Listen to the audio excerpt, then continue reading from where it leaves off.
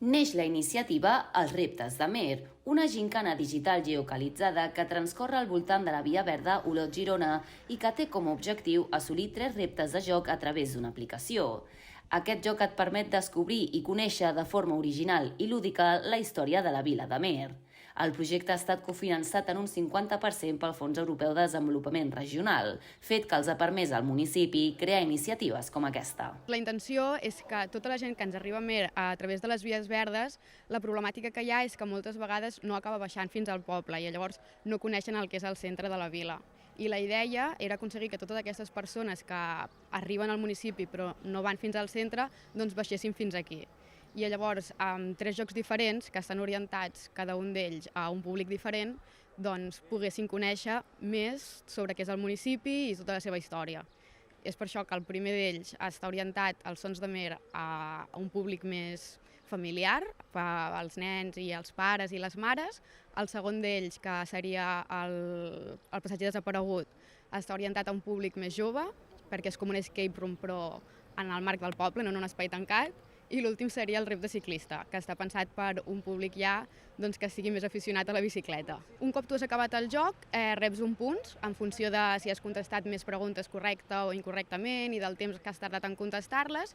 I llavors, un cop l'has acabat, tens l'opció d'anar a recollir en diversos comerços d'aquí del poble una pulsera com a premi, o després, en el cas que hagis guanyat i tinguis la millor puntuació d'aquell mes, pots optar a guanyar o un lloguer de bicicleta o també pots guanyar un vol en parapent. No només en aquests comerços que pots anar a recollir al poble estan ubicats en aquesta aplicació, sinó que la resta de comerços, establiments, inclús punts d'interès i allotjaments es poden trobar especificats en aquesta aplicació i els podem trobar també en un mapa que pots anar filtrant en funció de diferents filtres, ja sigui oci, sigui cultura, patrimoni o allotjaments i restauració. Ens vàrem afegir quan la Diputació de Girona, a través d'un FEDER, va promocionar un Girona Patrimoni Actiu i la Diputació ens ha fet un acompanyament excel·lent.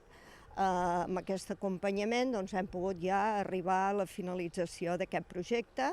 El projecte pujava uns 300.000 euros, 150 provenien d'aquests fons, 50 de Diputació i 50 de l'Ajuntament de Mer de fons propis. També hi havia una part d'obra que s'ha arranjat un edifici de l'antiga estació de tren, a la qual nosaltres tot aquell complex de l'estació volem mantenir i a aquest moment estem fent el projecte per passar a bé cultural local protegit, perquè pensem que la protecció dels elements és el que marca la nostra història.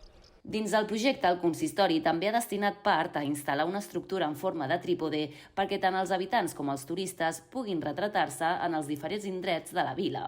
A més, a l'aplicació també poden trobar vídeos en 360 graus que mostren tant espais a l'aire lliure com espais interiors tan únics com el monestir de Santa Maria de Mer.